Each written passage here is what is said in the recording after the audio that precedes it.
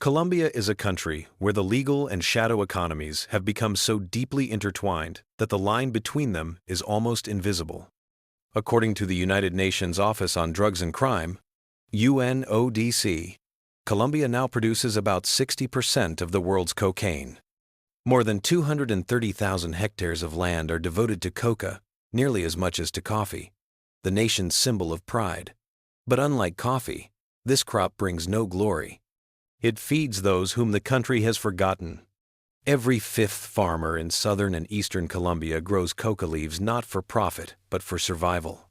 In the departments of Nariño, Putumayo, and Cauca, a hectare of coca yields 4 to 6 times more income than legal crops. For 1 kilogram of pasta base, the raw material for cocaine peasants earn about $900. For many, it is the only source of income in regions without roads, banks, or any tangible state presence. After the 2016 peace agreement with the FARC, the government promised to replace coca with legal crops, cocoa, bananas, corn. But reality turned out different. There was no infrastructure, no subsidies, and farmers once again returned to the leaf that guarantees food. In recent years, coca cultivation has expanded by 43%, reaching a historic high. The entire chain, from leaf to international shipment, is finely tuned. In the mountains of Putumayo, coca is processed into paste, which small planes and boats carry to the Pacific coast. There, cartels, armed groups, and former rebels take control, dividing territories and taxing the product. Colombian cocaine travels to Mexico, Brazil, the United States, and Europe. Every gram sold in London or New York begins on a field where a farmer, machete in hand and child on his back, gathers coca leaves. The cocaine economy today is not merely a crime. It is a parallel state system. It provides work for up to 500,000 people more than the country's entire legal mining sector. In some regions, drug cartels build roads, supply electricity, and pay salaries to those abandoned by the government. For local residents, real power is not in Bogotá, but in the hands of those who guard their fields. According to Colombia's Ministry of Defense, annual income from cocaine exports reaches $10 billion, equivalent to almost 3% of the national GDP. This money never enters the banks, but it sustains regions that would otherwise have no schools, clinics, or jobs. As long as 1 hectare of coca can feed a family, any eradication program is doomed to fail. For 3 decades, Colombia has fought cocaine with planes, herbicides, the army, and international aid. But the harder the pressure, the deeper the shadow grows. In 2025, the country officially adopted a policy of harm reduction, recognizing that eradicating the market is impossible.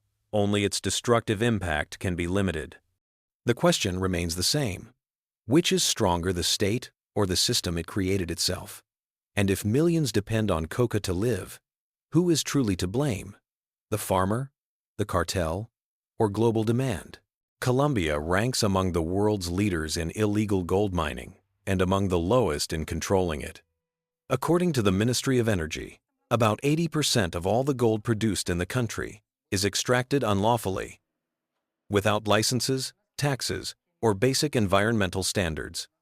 Most of this metal ends up in Switzerland, the United States, and the UAE, where it is turned into jewelry and bullion.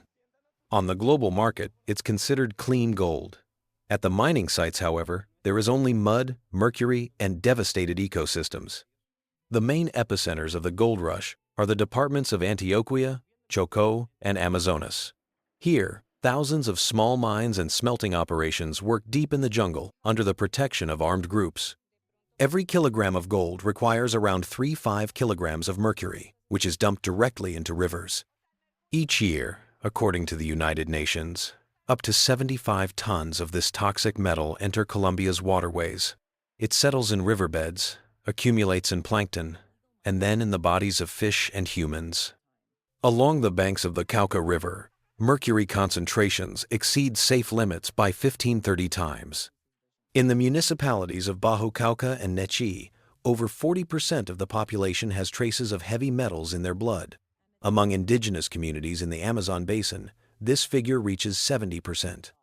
doctors are recording rising rates of miscarriages, birth defects, and neurological disorders. These findings are published not by activists, but by Colombia's National Institute of Health. The paradox is that mercury has been banned by law since 2018, yet it continues to flow freely into the country from Peru, Bolivia, and Panama through the black market. In 2024, the National Prosecutor's Office admitted that no region has managed to fully eliminate illegal mining operations. From the air, they appear as gray craters amid the green ocean of the Amazon, tens of thousands of hectares of dead land, where rivers have turned into channels of toxins. Colombia's dirty gold accounts for up to 10% of the global trade in precious metals. Its value amounts to billions of dollars. It lies in jewelry, investment bars, and electronic microchips.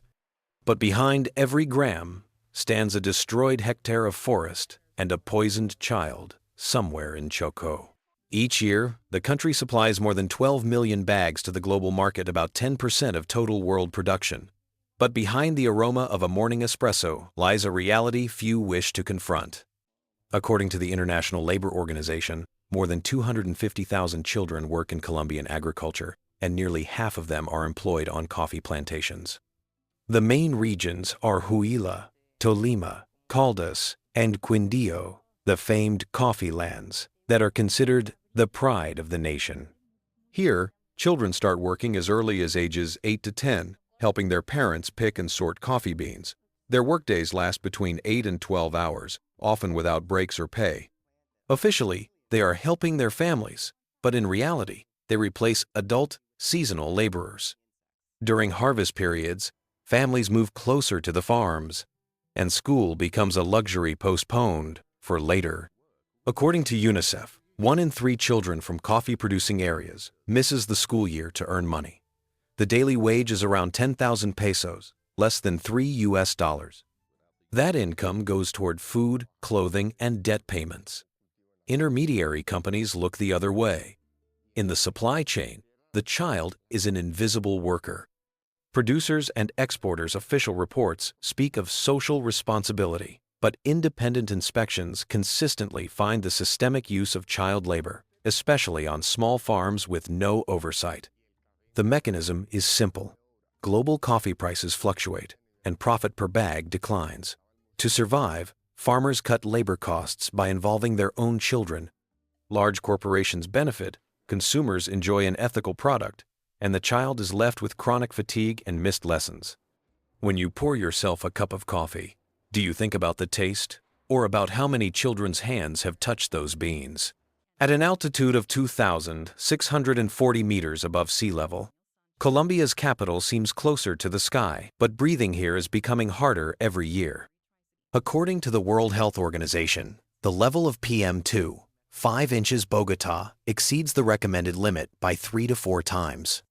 These microscopic particles, a mix of soot, dust, and heavy metals, settle in the lungs and cause chronic respiratory and cardiovascular diseases.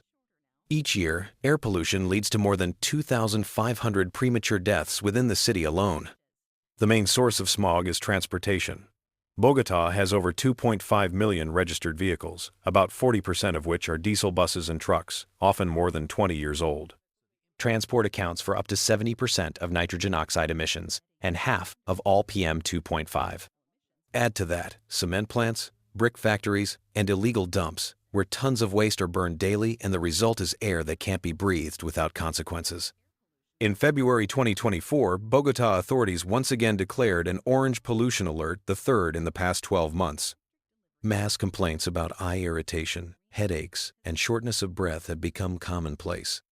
Scientists from the University of the Andes estimate that air pollution shortens the average life expectancy of the city's residents by 7 to 9 months. All this happens in a country where 70% of electricity comes from hydropower, clean by definition. Yet as long as old buses spew smoke and industries remain outdated, the numbers don't change. A simple question remains: how much does a breath cost, and why must people still pay for it with their health? Here, the traffic is ruled not by stoplights, but by the instinct to survive.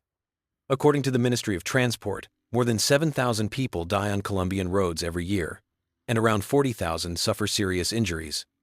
This is one of the highest traffic fatality rates in South America. The main causes are poor infrastructure, aging vehicles, and a lack of even basic road discipline. In the streets of Bogotá, Medellín, and Cali, thousands of motorcycles weave between lanes, bypassing traffic jams on sidewalks and in the opposite direction. Motorcyclists make up half of all road fatalities, even though they account for only about a third of traffic. Most are young men under 30 couriers and delivery workers without insurance or contracts. In their economy, every minute means money, which makes speed more valuable than life. The situation on intercity highways is no better. The so-called Chiva buses, overloaded with people, sacks, and household animals, often end up in mass accidents.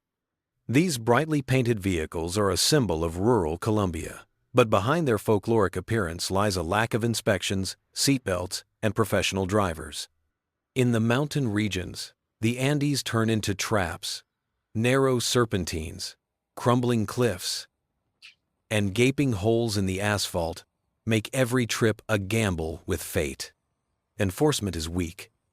There is less than one police patrol for every 100 kilometers of road, and fines often end in bribes rather than payment. Electronic cameras are almost non-existent, and road modernization programs exist mostly on paper with up to 30% of allocated budgets lost to corruption. The result is simple. The transport system lives in a state of anarchy, where every driver is a law unto themselves.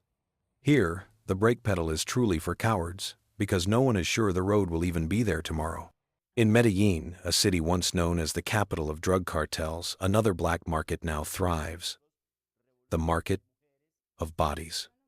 According to the organization Corporación Mujeres que Crían, more than 35,000 minors in the Department of Antioquia are involved in commercial sexual exploitation. Most are teenagers from the impoverished neighborhoods of Comuna 8 and Bello, where youth unemployment exceeds 45%.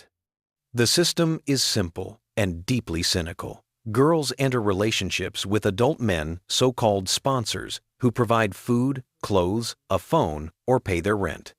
This is not prostitution in the conventional sense, but rather a form of survival, where emotional connection is replaced by transaction.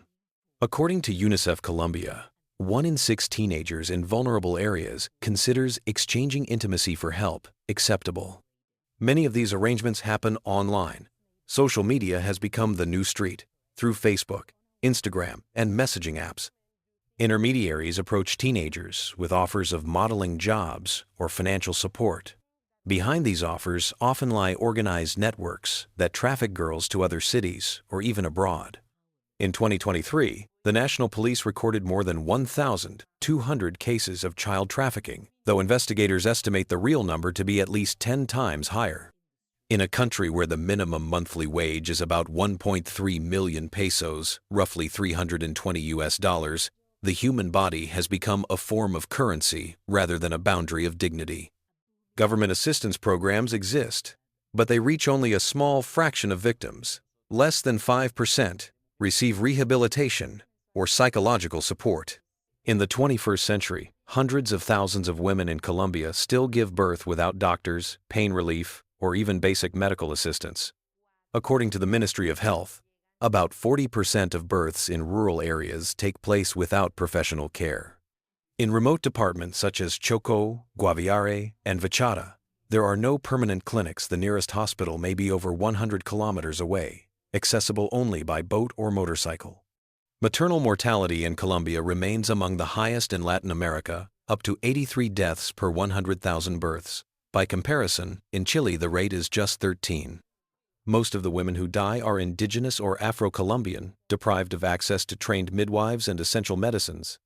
Often, the role of a doctor is taken by a neighbor or an elderly comadrona, a traditional midwife, armed only with herbs and experience. Despite government programs like Salud para Todos, Health for All, infrastructure rarely reaches the jungles and mountains. In places without roads or electricity, healthcare exists only on paper. Women give birth at home amid cries, prayers, and the fear of losing their child.